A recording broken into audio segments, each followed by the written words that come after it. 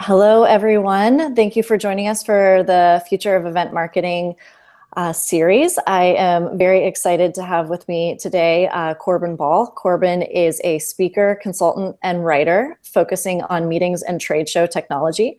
He has one of the largest and longest running websites and newsletters on the event technology topic. So we're really fortunate to have him here today and be able to, pick his brain on what the future is going to look like for our industry.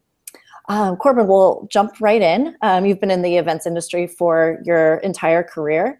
I'm really curious to see, in your view, what have been the biggest shifts in how events are viewed, not just within kind of the more niche event marketing industry, but as part of a greater marketing strategy. Well, thanks, Alexandra. It's a pleasure to be here with you. Yes, I've been in the industry for about 3 decades now, and I think one of the biggest changes that's happened is that I used to call meetings, the on-site meeting, the black hole of event data management. We'd have computers before and after, and now there have been a whole range of tools that just have really emerged in these last 3 or 4 years with the advent of mobile event apps. That is changing everything. That you have every touch and possibly every movement can be trackable through these event apps, and that component of it is really changing. On a broader sense, these CRM systems, cloud-based CRM systems, have gotten a lot more sophisticated. That events used to be in silos, and now that they can be as part of a much more integrated strategy.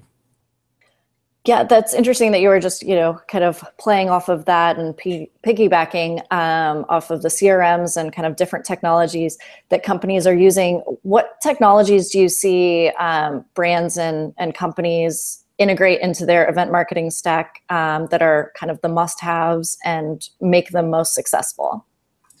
Well, on a basic level, on the most fundamental level, to have an integrated CRM database that ties in with the attendee management system, I think is crucial, because it's all part of a very broad spectrum focused on those individual customers.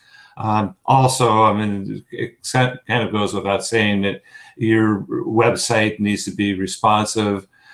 Needs to be everything is going mobile. It's going to be imperative that people follow that route as well. And I think probably the one third thing that I think is very important is for the on-site meetings is to have a good quality mobile event app that has a lot of integration built into it that can engage the attendees. I think the better word is actually participant, because that's where things are going. It's a much more interactive, experiential space than meetings used to be in the past.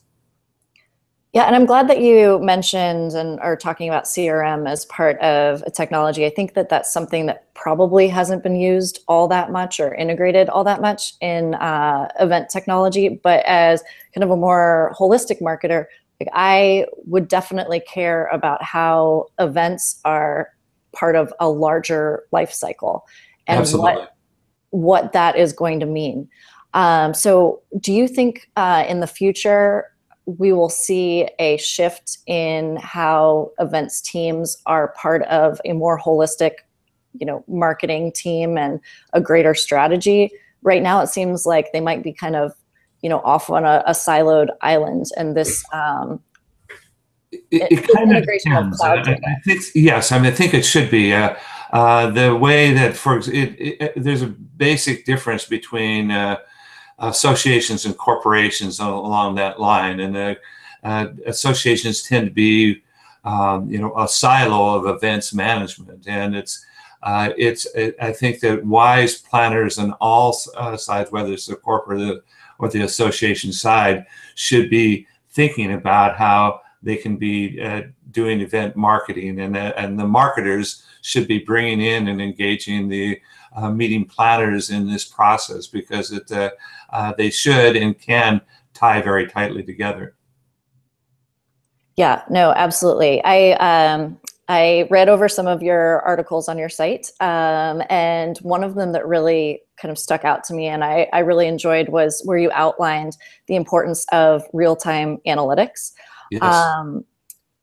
Most of these data points right now are gathered by event apps, so figuring out the behavior there, and audience participation. So my question to you would be, when we're in these events, we're supposed to be kind of also interacting with the people around us. How do we kind of reconcile that heads down in your technology with also experiencing the event and the people around us? Is there a way that those can work together? Absolutely, there can. And I think we're going through technology adolescence right now, where this awkward, pimply stage where things are not fully matured and we haven't really figured it all out. And there's no question that mobile devices have come into the meeting room. And I think that as a speaker, I think it's a responsibility of the speaker to keep people's attention. If they don't, I mean, the participants have every right to go off and answer email. But that being said, I think that there are technologies that can be used to engage people during the event. Dual screen technology is one where the attendees on their mobile device can see the slides, can take notes, can interact with them, with the slides as they go through, can be used for polling. Those are the tools that can be used with mobile devices. Although I think the trend is going to be for more glanceable technology, wearables. Apple Watch is an example of a potential for that. And also, I think that there's not a need to for the mobile to be interacting with a mobile device for data collection. With beacon technology, the movements can be tracked, hotspots in exhibit halls can be measured. The experience for the attendee for being able to access key bits of information when they want it, not having to search through the recesses of a particular mobile event app. For example, for polling, if through beacon technology, you know who is in the meeting room, and when you want to do the poll, you can just send up the pop-up alert at that point to precisely that poll, can make that easier so you don't have to spend as much time focusing in on figuring out the app. Things will come in an easier manner, or even a completely passive manner as well. Yeah, that's a really good point, and kind of a good segue into my next question of, when you're looking at 2016 and beyond, how do you think the Internet of Things, you talked about kind of wearables, but even and beacons beyond that, like how will that infiltrate the event space? Well, it's going to infiltrate life in general. I mean, we'll have smart cars and smart roads and smart buildings, and we're going to see this in a much broader perspective. I think when it comes down to events, a couple of the key things that you have just mentioned, that mobile devices have an array of sensors that can provide information to the individual, but also, if you want, to a broader sense here, every touch is trackable at a mobile device, on a mobile device. Wearable technologies will work their way into it. We'll be surrounded in much more efficient buildings because of the smart building technology of the Internet of Things will be happening with that. But I think that in terms of events, what you're going to see is it's your mobile devices, it's the sensors that you are carrying around and interacting with the sensors around you that will change the event space. Absolutely. Yeah. Taking a step back, if I were, CEO, CMO, or CFO of a major corporation, how do I know, why do events matter to the bottom line? They're very costly, and why do we do them? Well, I think that people humans have an innate desire to get together. And that's one of the things, that's one of the drivers. We're social animals. But what's happened now, I think one of the effects and perhaps one of the downsides of technology is that we have so much information coming at us in so many different ways that attention spans are getting shorter and shorter. And one of the things that events do is, first of all, it brings people together in the social interaction space. And people say the two most important things about going to events are the relationship building and the networking, and the other one is the information with that. And meetings can do that, but they do it in a very focused manner. If you keep people fed and informed and entertained, you can keep people focused for days at a time if done right. In front of, if you're watching a webinar on your monitor at your desk with the distractions around you, maybe you have 30 minutes at most. And that's what the power of face-to-face meetings is, that it provides a much richer and much more focused engagement factor that I think is very, very valuable. And I think that meetings will remain important in the foreseeable future. I always say there's no such thing as a virtual beer, and that's kind of the way it is, that this effect that events have to bring people together is something that can't be done easily other methods. Well, thank God, because virtual beers sound very inadequate. There's an app called Virtual Beer, actually, but it's very inadequate comparatively. Yeah. So, I mean, even pushing a little more on that part of, the bottom line aspect, if you're a director of events for a company, how are you justifying, your spend to your CFO or your CMO? Like, just ensuring kind of that these things continue to happen. Well, the good thing is, going back to when I originally started, that meetings used to be the black hole of event data management. You were flying by the seat of your pants. And now you have a myriad of tools to get feedback and to measure change even with that. And so analytics is the answer to that. I think the brief answer to that is that using this, you can really easily measure customer sentiment, the attendee or participant engagement. You can measure, in some cases, the actual learning that has happened and change in behavior from one point to another. All of these tools can be done through a range of methods. I mean, surveys and polling on site, their crowd flow behavior. There's a sentiment analysis of measuring the social postings. You can find out at an event, who the most popular speakers and the most popular topics, who are the connectors at events that should be the meeting planner there. It's very important that they know who those people are, and it might be the speakers, but it might be a blogger. It could be, a range of people, just well-connected people, and to be able to connect those people with the information that they need to get out can be useful for that. So there's just a range of ways that the analytics can help in measuring that event success. And from that, then you can demonstrate the value. Yeah, and I even look forward to when, it's possible now. It's not as easy, but when we're able to show, across multiple channels, so whether that be online or offline, kind of attribution, whether that be to, brand loyalty, are they more likely to continue to use that brand instead of switching to a competitor? Or even, in B2B, it's a little bit easier, but look at, did spend increase if they were already clients? Did that cause a conversion? Maybe they were testing you out for a while, and that was really kind of part of the final, straw, that they're like, I have to be, an XYZ client now. You're precisely right. And that's why tying in this attendee management data in with a broader CRM system is imperative in that process, because it's that total value.